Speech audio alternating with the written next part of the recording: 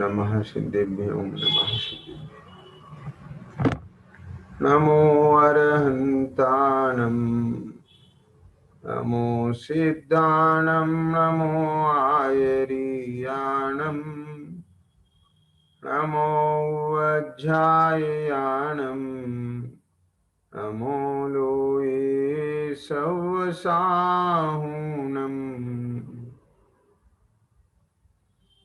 तीन भुवन में सार वीतराग विज्ञानता शिव स्वरूप शिवकार नमः त्रियोग समारिके।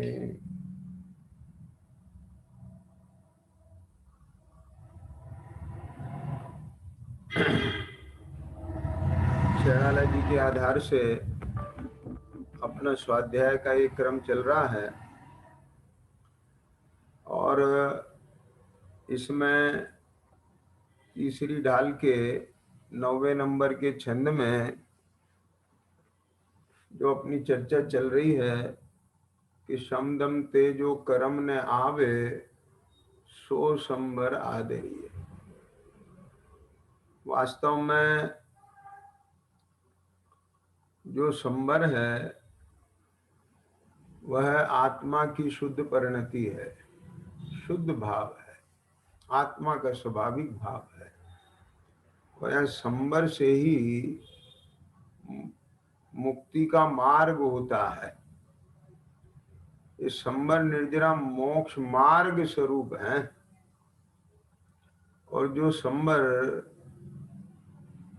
मुक्ति का कारण है, जो संबर पूर्वक जो निर्जरा होती है और निर्जरा पूर्वक जो मोक्ष होता है, वह संबर का स्वरूप कितना महत्वपूर्ण है ये समझा जा सकता है।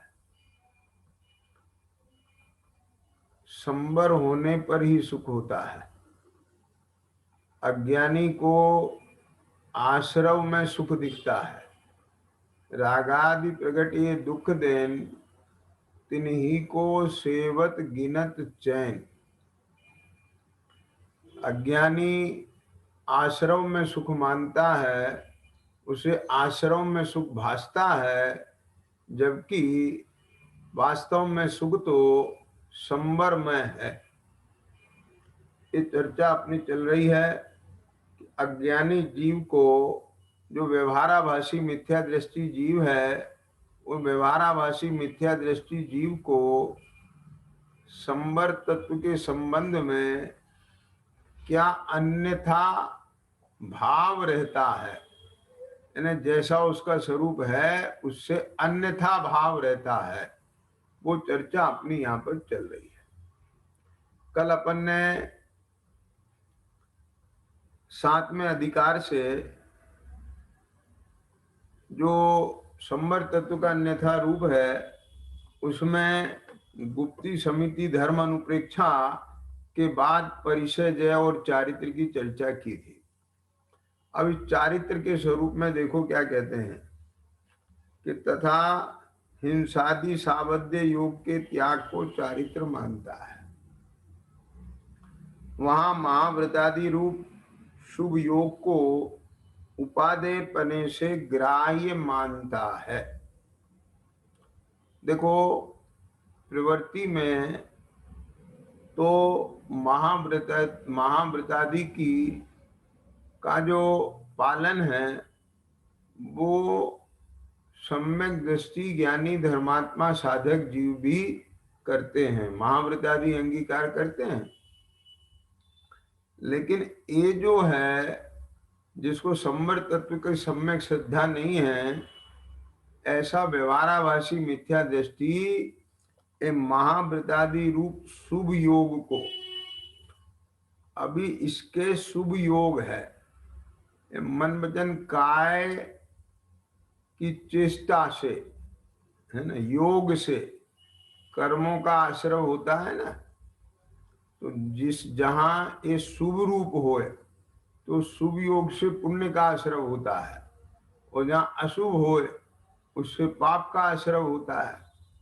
तो यहाँ पर जो महाव्रतादि का शुभ योग है, माने महाव्रतादि के पालन में ये जो जीव है इसका शुभ योग होता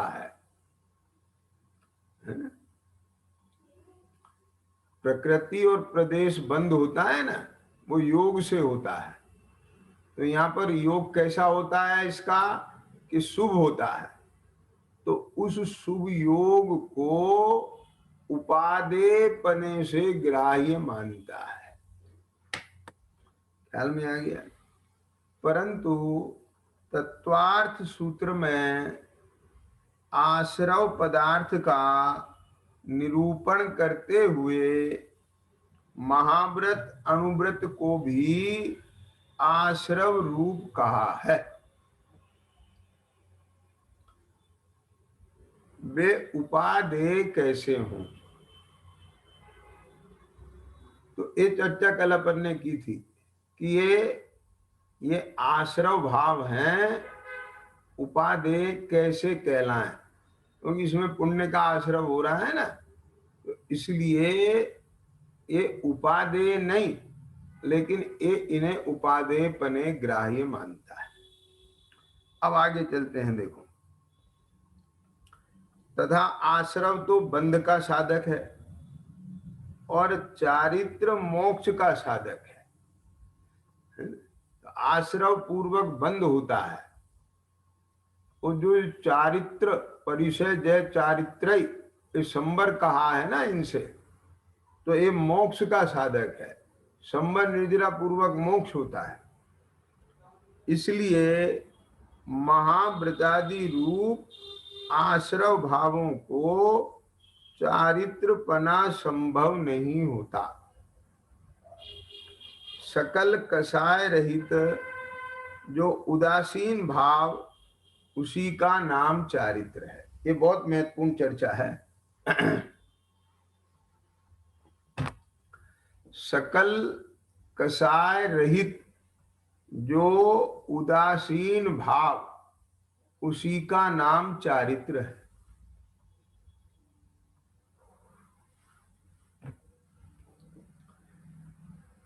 देखो, जो यथाख्यात चारित्र है वो तो 12वें गुण स्थान में होता है ना, लेकिन वो जाति के चारित्र का शुद्ध अंश वो तो पूर्व से प्रारंभ हो जाता है ना, उसकी पूर्णता होती है वहां पर।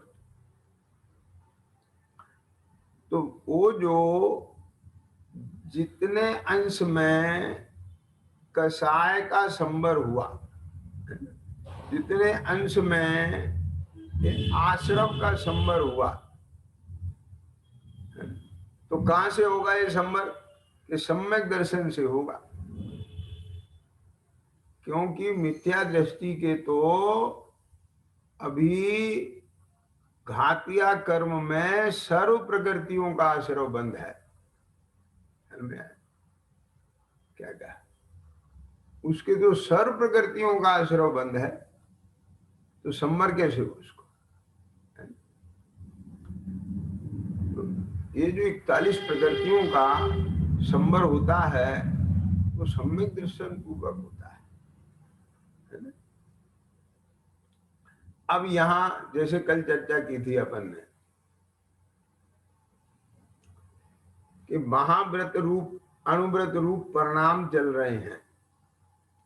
तो अनुव्रत और महाव्रत रूप परिणाम कैसे हैं, कि ये राग का अंश है,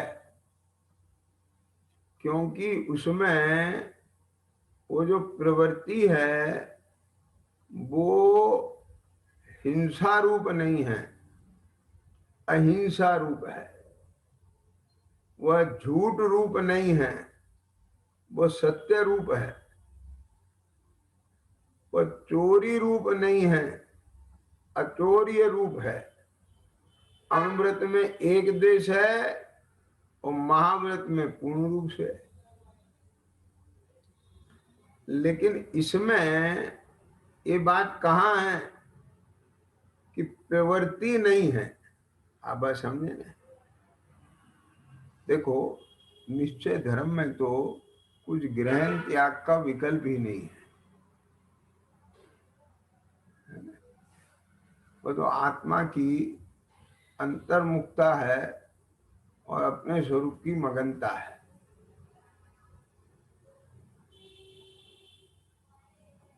वहां तो कोई ग्रहण त्याग का विकल्प ही नहीं है। लेकिन निचली भूमिका में विकल्प छूटता नहीं है। तो वहां जब जीव के अनुव्रत रूप प्रवृत्ति होती है तो उसमें एक देश पाप के अभाव रूप वह जो जितना वहां पर शुभ योग हुआ है उस रूप प्रवृत्ति होती है। पूर्ण सर्वदेश पाप के, सकल पाप के त्याग रूप जो महाव्रत रूप दशा हुई है उसमें उतने अंश में शुभ योग होता है। लेकिन है तो प्रवृत्ति, वो वहां प्रवृत्ति में राग का अंश उदय में है तो उसका वेदन है वहां।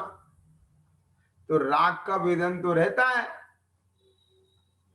क्या कहा, भले ही वो 2 चोकड़ी कषाय का उदय है अथवा 1 चोकड़ी कषाय का उदय है, लेकिन है, ख्याल में आ गया ना। तो वो कषाय सहित का भाव है और एक कषाय रहित का भाव है कि जिस काल में शुभाशुभ भाव नहीं है, शुद्ध भाव है, तो उस उदासीन भाव का नाम चारित्र है। और इसे मानता है कि ये जो अनुव्रत रूप भाव है, महाव्रत रूप भाव है, ये चारित्र है। भैया ये व्यवहार चारित्र इसको शास्त्र में कहा है, उसकी चर्चा भी आगे आएगी। लेकिन यहाँ ये बात बहुत अच्छे से समझ में आना चाहिए कि संवर माने क्या।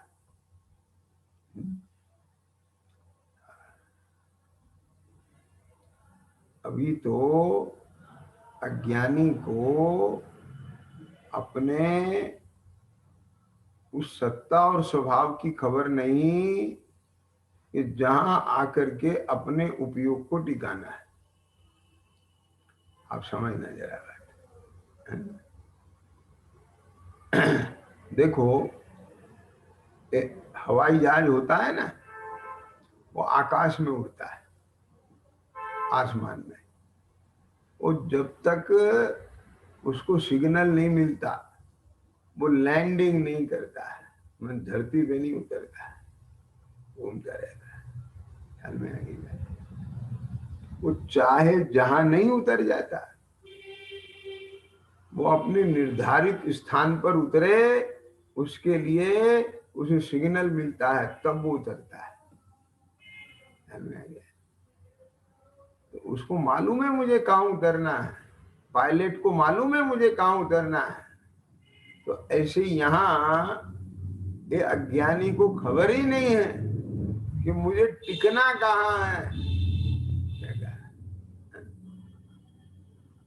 अब वो एक अलग विवक्षा है कि मुझे टिकना भी नहीं है, मैं तो टिका टिकाया हूँ। यहाँ ये वो वाली बात नहीं है। यहाँ पर तो ये जो कि अपना जो उपयोग ये जीव का परोन्मुख है और उसके विषय शुभ या अशुभ हैं। तो अज्ञानी अशुभ से अपने उपयोग को हटा करके शुभ में लगाता है और उसे चारित्र मान लेता है, उसे संवर मान लेता है।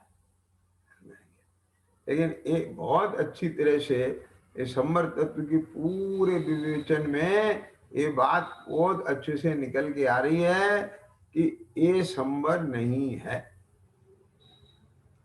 देखो, भले ही अभी इस जीव को संवर संवर नहीं होए, बार बार उतनी पर्यायगत योग्यता नहीं हो, शुभाशुभ भाव नहीं है और वो अपने स्वरूप में निमग्न है। ये ऐसा प्रवृत्ति रूप में नहीं हुए, ख्याल में आ गया। लेकिन संबर तत्व की यदि जीव को सम्यक श्रद्धा नहीं है तो कम से तो पता क्या होगा, वो उन 41 प्रकृतियों का भी संबर नहीं होगा। ख्याल में है, ये जो मिथ्यात्व के अभाव में होता है। समझ में आई बात? फिर तो सर्व का आश्रय बंद होगा। तो यहां कम से कम सच्चे स्वरूप का निर्णय हो, अपने स्वरूप का, एक जीव के शुभाशुभ भाव रहित जो ज्ञानानंद का वेदन है अपने अंतर में, ये मेरा स्वरूप है, यही संबर है, ये संबर पूर्वक निर्जरा है, और ये शुभाशुभ भाव, ये आश्रव हैं, ये अंतर में भासते हुए, और इसका यथार्थ निर्णय पूर्वक उसकी प्रतीति बनी रहे, ये भी एक बहुत बड़ी बात है।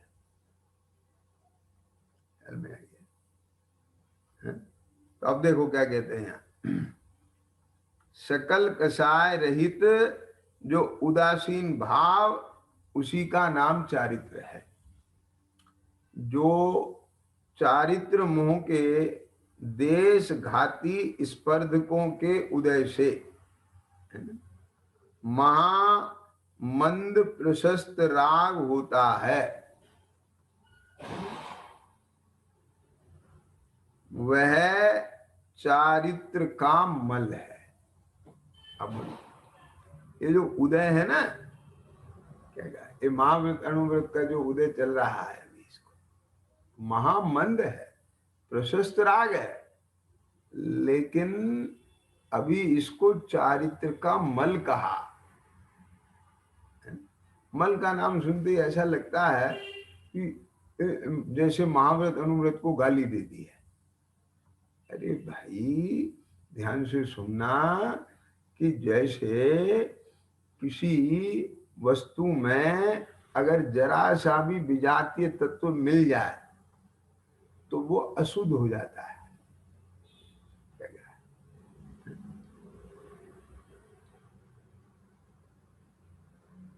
समझे है?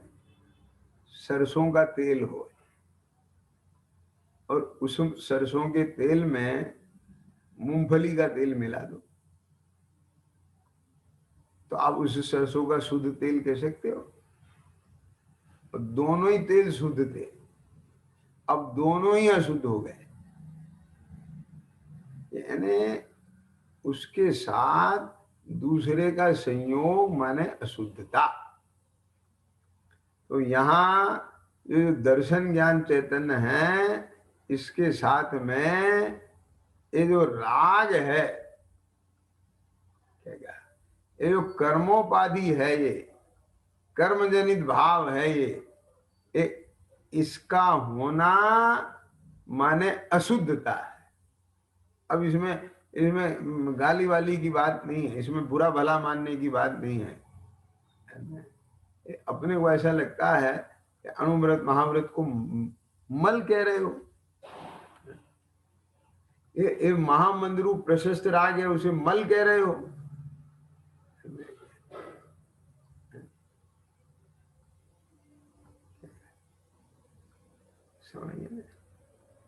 भाई वो किस अपेक्षा से बात कही जा रही है उसे समझना चाहिए, है ना? उसे छूटता न जानकर उसका त्याग नहीं करते, सावध्य योग का ही त्याग करते हैं।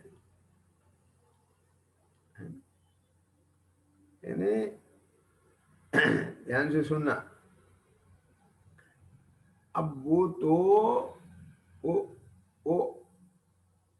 वो जो महा मंद प्रशस्त राग है, वो उनका बस चले तो उत्पन्न ही ना हो,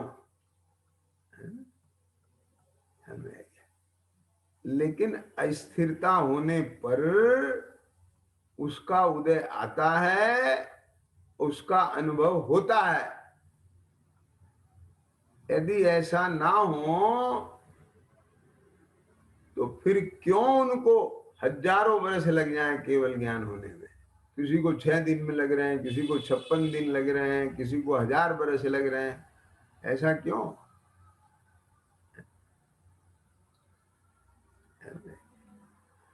तो उसका त्याग नहीं करते, जो साबद्ध योग है उसका ही त्याग करते हैं। अब उसका त्याग करके अपने स्वरूप की दृष्टि है, और वो जो महामंद प्रशस्त राग है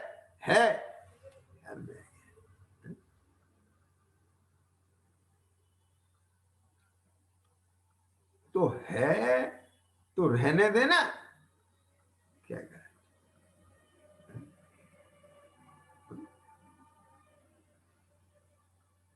रहने देना,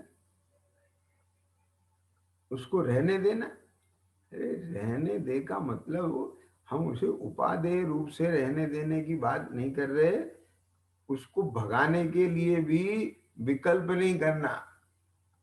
यहां तो जिसमें वो नहीं है, क्या बोला, जिस जिस स्वरूप के आश्रय से वो उत्पन्न नहीं होता, जिस चैतन्य भगवान में राग नहीं है,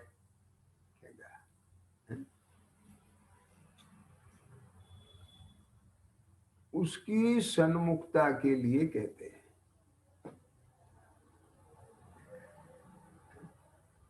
इसका नाम है रहने देना। क्यों उसका विकल्प करता है? तो राग रही स्वभाव को देख, इसमें कोई छल ग्रहण नहीं करना कि रहने देना। क्या बोला, जब मैं तो राग रहित हूं, तो राग रहित हूं तो उसका लक्ष्य कर, उसकी सन्मुखता कर, उसकी एकाग्रता कर। ऐसा पुरुषार्थ करते हैं निरंतर। अब उसमें स्थिरता हो जाए तो हो जाए, और स्थिरता नहीं हो तो नहीं हो। क्या बोले, ऐसे पर्यायगत योग्यता है। ध्यान में बुद्धिपूर्वक का जो उद्यम है वो करते हैं। तो ये बात आई, उसे छूटता न जानकर उसका त्याग नहीं करते, सावध योग का ही त्याग करते हैं, है ना? उसका त्याग किया भी नहीं जाता, है ना? वो तो छूटता है। इधर स्वरूप आश्रय होता है, स्वरूप स्थिरता होती है, और वो छूट जाता है। अब देखो आगे उदाहरण देते हैं। परंतु जैसे कोई पुरुष कंद मूलादि बहुत दोष वाली हरित काय का त्याग करता है, और कितनी ही हरित कायों का भक्षण करता है,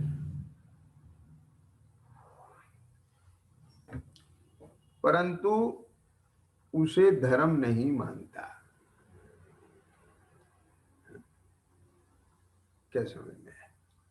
वास्तव में तो कोई भी हरित काय भक्षण करने योग्य नहीं है। आगे समझ में?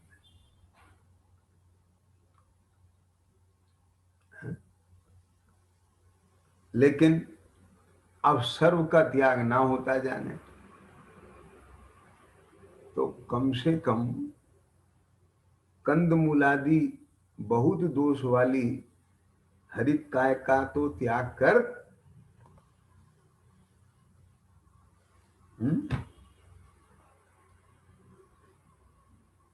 क्या समझ में आ गई? अब वो उनका त्याग किया और कुछ हरित काय का भक्षण करता है, लेकिन उसे धर्म नहीं मानता है। क्या कहा? लेकिन बहुत सारे जीव तो जो थोड़ा सा भी कोई त्याग करें तो ये मानने लगते हैं हमने बहुत बड़ा धर्म कर दिया।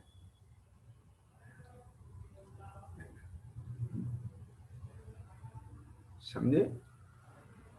उसी प्रकार मुनि हिंसादि तीव्र कषाय रूप भावों का त्याग करते हैं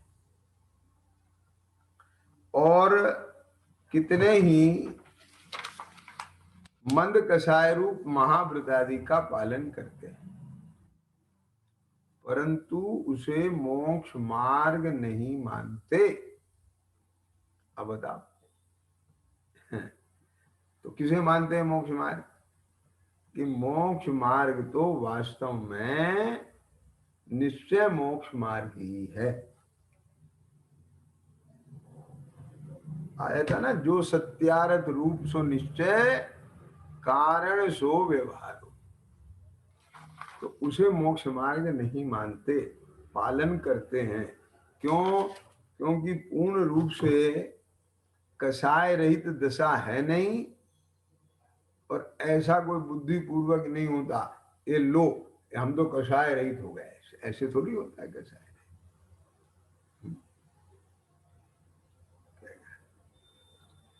पहले तो तीव्र कषाय रूप भावों का त्याग होता है, और जिस जिस भूमिका में ये तीव्र कषाय रूप भावों का त्याग होता है वो ही मंद कषाय होती है। क्या बोले? तीव्र कषाय के उदय में तो त्याग ही नहीं होता। क्या समझ गए ना? तो वो त्याग हुआ, और त्याग करके और सर्व के त्याग की भावना है, सर्व के त्याग की श्रद्धा है, सर्व के त्याग की भावना है। ये क्यों है? क्योंकि ये मेरा स्वभाव नहीं है, क्योंकि ये आकुलता रूप है, क्योंकि इसमें पर का लक्ष्य है, इसमें पर के साथ जुड़ान है। इसलिए है ना। तो यहाँ कहते हैं कि मंद कषाय रूप महाव्रतादि का पालन है, लेकिन अंतरंग में उसे मोक्ष मार्ग नहीं मानते। देखो, आश्रम तत्व के संबंध में जब चर्चा की थी उस समय पंडित जी ने 7वें अधिकार में ये बात कही थी।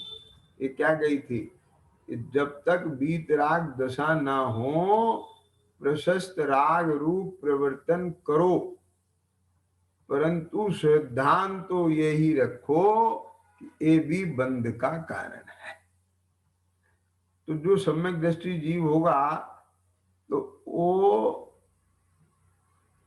ऐसा श्रद्धा नहीं रखेगा, वो उसे मोक्ष मार्ग मानेगा, वो उससे संबर निर्जरा मानेगा? नहीं मानेगा। ख्याल में है? तो वही चीज यहां पर बात कही है। फिर प्रश्न उठाया कि यदि ऐसा है तो चारित्र के 13 भेदों में महाव्रतादि का नाम कैसे लिया?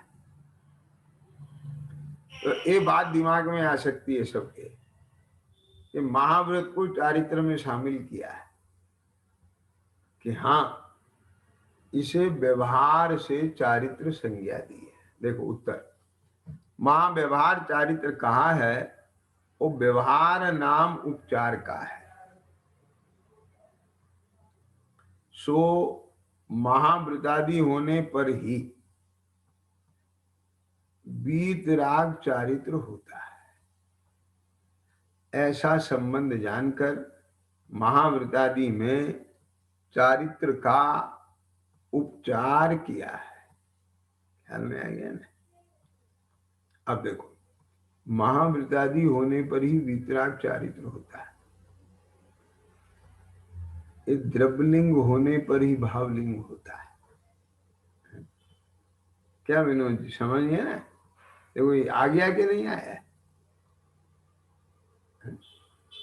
ऐसा नहीं है कि 3 चौकड़ी कषाय का भाव पहले हो जाता हो और महाव्रत बाद में अंगीकार किए जाते।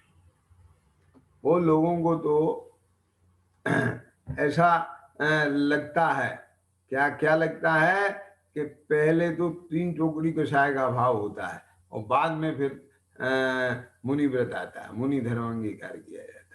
ऐसा नहीं है ना। पहले तो महाव्रत अंगीकार किए जाते हैं, बुद्धि पूर्वक मुनि धर्म अंगीकार किया जाता है, मुनि व्रत अंगीकार किया जाता है, फिर उसके बाद 3 चौकड़ी कषाय का भाव होता है। पहले अनुव्रत आते हैं, फिर 2 चौकड़ी कषाय का भाव होता है। ख्याल में आ गया ना। सो महाव्रतादि होने पर ही वीतराग चारित्र होता है, ऐसा संबंध जानकर महाव्रतादि में चारित्र का उपचार किया है, क्योंकि वो चारित्र महाव्रतादि पूर्वक होता है, महाव्रतादि चारित्र नहीं है। ख्याल में आ गया। लेकिन उससे पहले नियम से महाव्रतादि होते हैं। ऐसा नहीं होता कि महाव्रतादि नहीं हो चारित्र हो जाए। जैसे अभी तीसरी ढाल के प्रारंभ में लिया था ना, जब अपन बोल रहे थे पूर्वचर व्यवहार, जो सत्यारथ रूप सो निश्चय कारण सो व्यवहार हो, है ना। तो जो कारण सो व्यवहार हो है, वो व्यवहार कौन सा है कि जीव अजीव तत्व आश्रम बंद रुसंबर जानो, निर्जन मोक्ष कहे जिन तिनको जो का त्यो श्रद्धान हो। तो ये जो श्रद्धान है, ये पूर्वचर व्यवहार है ना। ये नियम है, गारंटी है कि परद्रव्य से भिन्न आपकी रुचि होने से पहले ये जीवादि 7 तत्व का श्रद्धान नियम से होगा। किसी जीव को जीवादि 7 तत्व का श्रद्धान ना हो यथार्थ, और परद्रव्य से भिन्न आपकी रुचि हो जाए, ऐसा बनाव नहीं बनता है ना। उससे पहले ये विचार जरूर आएगा, निर्णय जरूर होगा। अब किसी को विस्तार रूप में हो कि संक्षेप रूप में हो, ये बात अलग है। किसी को नामादिक सहित हो और किसी को बिना नामादिक के केवल भाव भाषण हो, ये बात अलग है। लेकिन परद्रव्य से भिन्न आपकी रुचि होने से पहले जीवादि 7 तत्व के स्वरूप में बिल्कुल यथार्थ जरूर होगी। तो इसी प्रकार ये महाव्रतादि होने पर ही, जैसे वो जीवा 7 तत्व का विचार होने पर ही परद्रव्य से भिन्न आपकी रुचि होती है, ऐसे ही महाव्रतादि होने पर ही वीतराग चारित्र होता है, ऐसा संबंध जानकर महाव्रतादि में चारित्र का उपचार किया। अब इसमें भी तो मोक्ष मार्ग का उपचार किया ना व्यवहार में। क्या कहा? आरंभ में लिया ना, क्या लिया? अब व्यवहार मोक्ष मग सुनिए, क्या आरंभ में लिया था ना। वो क्या क्या लाइन है? आत्म को हित है सुख सो सुख आकुलता बिन कहिए, आकुलता शिव माही न ताते शिव मंग लाग्यो चाहिए, है ना। क्या था? एक मिनट, है ना।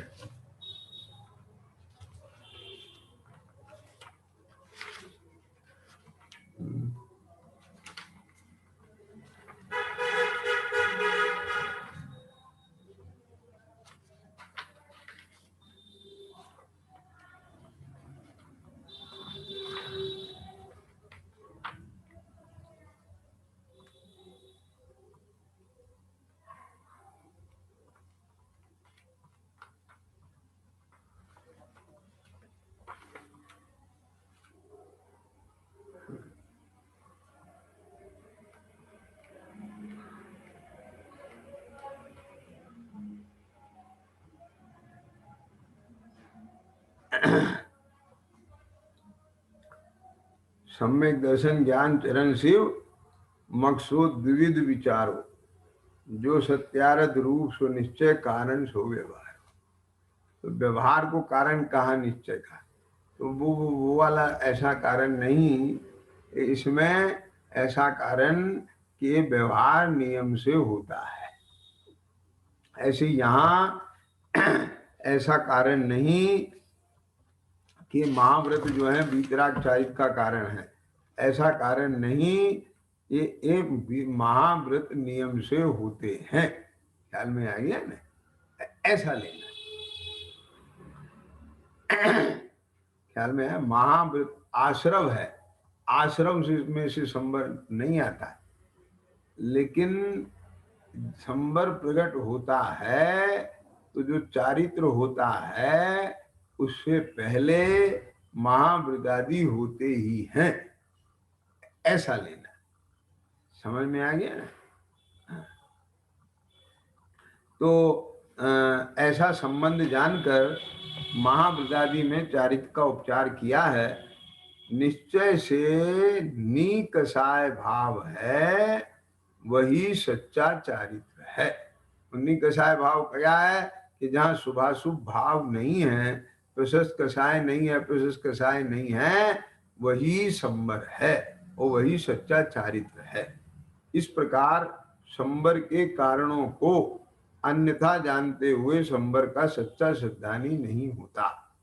यानी इसमें क्या बात आई कि जो संवर के कारण है कि क्या क्या कारण है, गुप्ती, समिति, धर्म, अनुप्रेक्षा, परिषय, चारित्र, ये कहे हैं ना आगम में, तो इनको अन्यथा जानता है। ये क्या जानता है? गुप्ती के नाम में मन वचन काया की चेष्टा को रोकने को गुप्ती मान लेता है। समिति में देख के चलना, जीवों को नहीं हिंसा नहीं होए, ऐसा जो है पालन करने को समिति मान लेता है। ख्याल में आ गया ना? क्रोध आदि नहीं करने को धर्म मान लेता है। 12 भावनाओं का चिंतन करने को अनुपेक्षा मान लेता है। ख्याल में आया? क्षुदादि परिचय को सहने को परिचय मान लेता है। महापितादि के पालन को चारित्र मान लेता है। ऐसा मान करके कि इससे संवर होगा, ऐसी उसके अंदर में मान्यता रहती है, इसलिए उसे संवर नहीं होता और सच्चा सिद्धांत नहीं होता और वह मिथ्या दृष्टि ही रहता है।